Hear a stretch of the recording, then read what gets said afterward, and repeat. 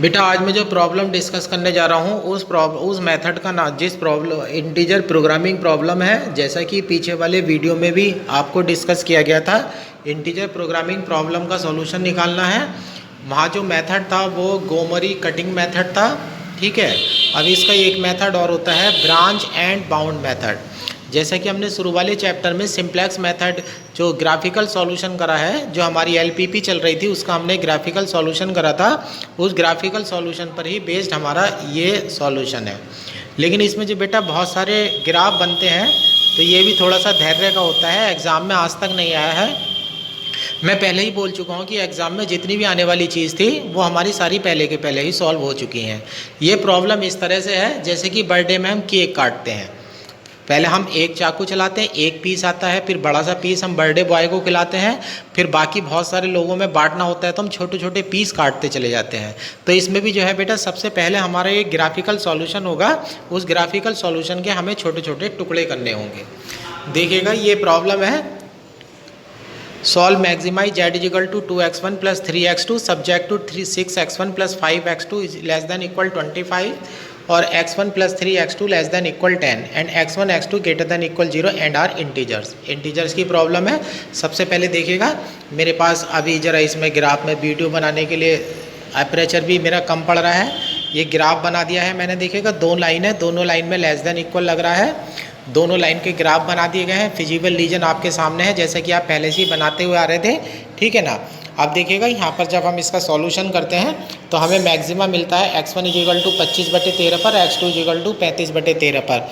जो graphical method से solution आता है वो आता है x1 इजिकल टू 25/13 और x2 इजिकल टू 35/13। ऐसे केस में मैक्सिमम वैल्यू जो है 155/13 हो जाती है।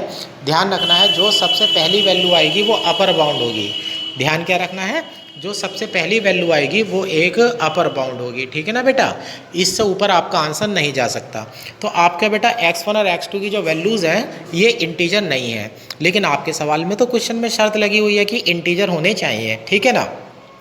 अब x1 इजिकल टू 25/13 और x2 इजिकल टू 35/13 है, ठीक है ना।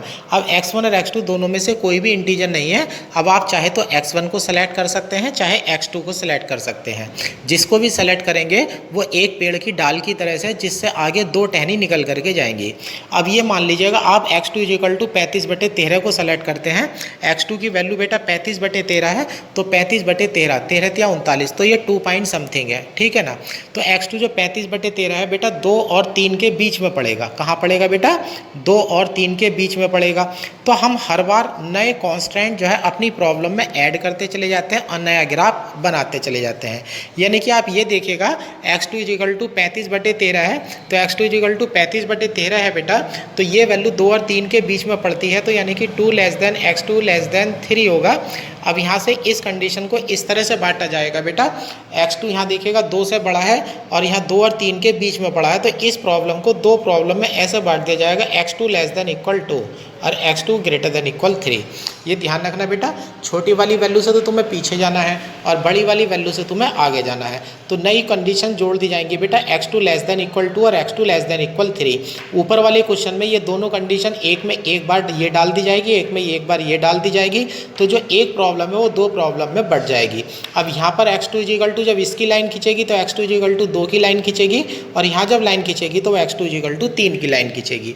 अब देखिएगा अगला जो ग्राफिकल बनाया जाएगा उसमें x2 इजिकल टू 2 की लाइन 1 2, यानी कि आप ये समझिएगा एक लाइन यहाँ आ जाएगी, एक लाइन x2 इजिकल टू 2 की यहाँ आ जाएगी और एक लाइन x2 इजिकल टू 3 की यहाँ आ जाएगी।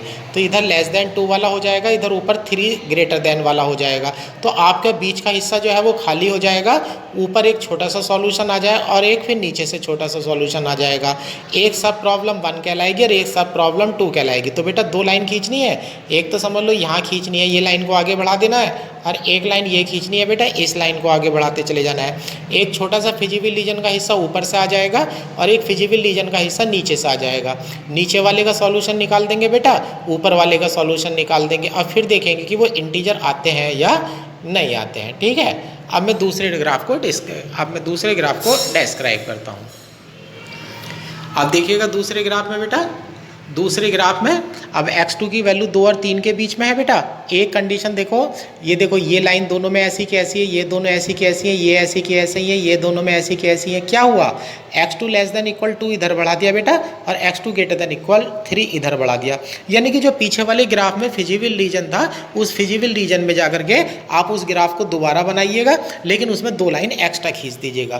देखिए x2 = 2 की लाइन है और ये x2 = 3 की लाइन है, ग्रेटर देन है, तो छोटा सा ट्रायंगल मुझे यहाँ भी फिजिबल रीजन के रूप में मिल जाता है।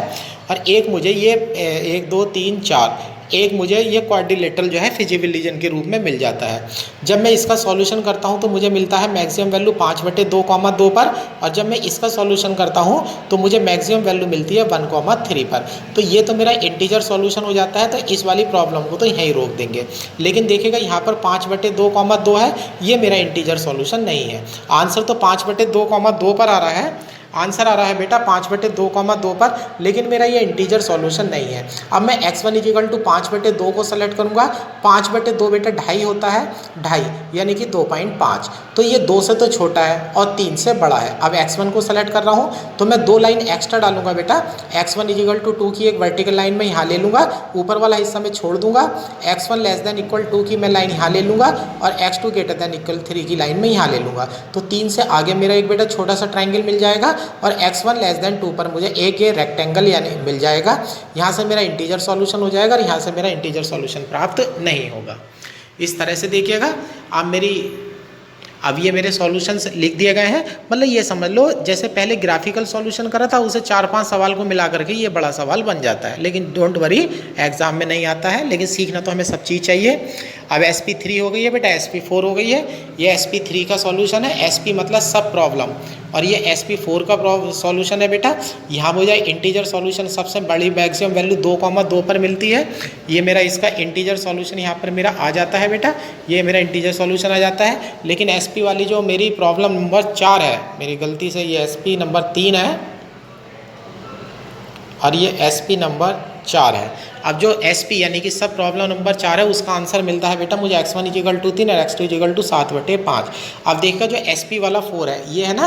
अब यहाँ पर x1 की वैल्यू, x1 तो इंटीजर आ चुका है, लेकिन x2 की वैल्यू बेटा 7/5 है, 1.4 है। अब 1.4 से आगे मैं इसके फिर 2 टुकड़े करूँगा। 1.4 से छोटा इंटीजर 1 है, एक लाइन में 1 की बना दूंगा नीचे को, और 1.4 से अगला इंटीजर 2 होता है बेटा, उसकी मैं <2 की लाइन बना दूंगा। ठीक है ना। अब मैं x2 को दोबारा तोड़ने वाला हूँ, ठीक है ना। अब ये x2 में दोबारा तोड़ूंगा और मेरी नई प्रॉब्लम जो है वो तैयार हो जाएगी।